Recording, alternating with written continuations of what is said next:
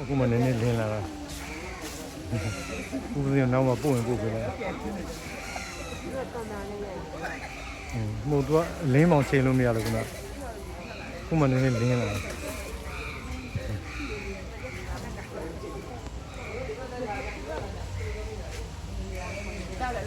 အများကြီးပဲ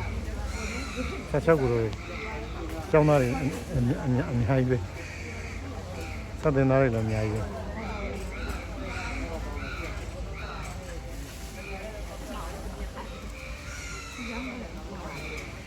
ဒီအတွင်းထဲကိုရိုက်တဲ့နေရာမှာမကြည့်တာလေဟိုကင်မရာတွေကအဲဒါကျွန်တော်တို့ဒီဟာလေးနဲ့ဆိုလည်းကြည့်ရတယ်ကြာနည်းနည်းအထက်ကိုနည်းနည်း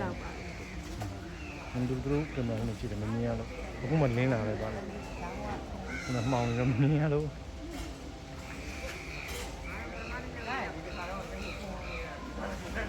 အများကြီးပဲတဝက်ကျော်လောက်မှဖမ်းရတာဥ